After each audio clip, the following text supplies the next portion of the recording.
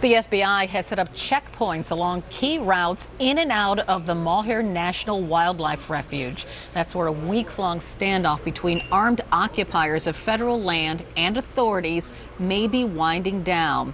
Earlier, CNN affiliate KTXV was nearby as an FBI agent tried to negotiate with a militia member inside that park compound. We can have, if the discussion can continue, but right now we need to focus on getting everyone off the Then why did you cut off communications? Ammon was communicating with you, and you didn't want to communicate with press present. Why did you cut off communication? This latest development comes on the heels of a violent arrest that went down last night as militia leader Ammon Bundy and 4 of his supporters were arrested during a traffic stop.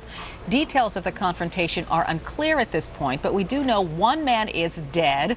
That would be Occupation spokesman Robert LaVoy Finicum. I spoke with Finicum just a few weeks ago. Listen to what he says. The first thing that we're taught as kids is do not point guns at people.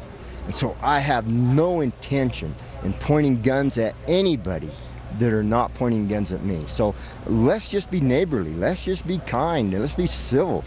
Please don't point guns at me, and I shall not point guns at you. And how about we leave it at that? And this morning, Finicum is dead. Sarah Seidner is in Burns, Oregon, following the story. Good morning. Good morning. That's right. LaVoy Finicum had those words to say about not pointing guns at each other, but he also told us that when he was sitting in front of this Malheur Wildlife Refuge that he would not be arrested, not alive anyway. And so those were words from him about a couple of weeks ago. He's been very adamant that he wants to stay here until, as he says it, justice was served. He is now deceased. We do not have details from the Oregon State Police or the FBI as to exactly how that went down, whether shots were fired from both sides or how he ended up shot. There was another person shot. Apparently, Ammon Bundy's brother, Ryan Bundy, had been shot in the arm. We've heard those details, some of them, from the Bundy's father. His father talked to one of our sister stations and explained what he said Ammon Bundy told him about the shooting. He said that there was like 5 of them had been arrested. My son Ryan had been shot in the arm. LaVoy Finicum, they cold-blooded killed him. He said he was out, had his hands in the air. Said he wasn't armed. He wasn't any threats, and they cold-blooded killed him. They shot him several times, I guess. But anyway, my son said that's what happened.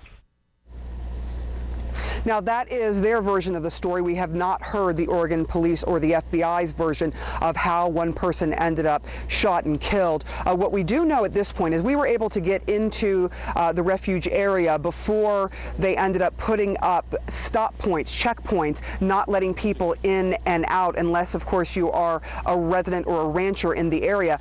What we can tell you right now is we don't see any police or FBI agents around where we are, but we do see this huge tractor here that the guys who have been and are still inside the headquarters here, still taking over those headquarters, they have put that there in place to try and create their own barricade to try, I suppose, and stop any further pushback from the FBI or the Oregon State Police. They're saying that they have decided to stay, but we don't know how many people are still there. We do know at least 8 people, one person who was all the way in Arizona, have been arrested in this case. Carol? All right, Sarah Seidner reporting live from Oregon this morning.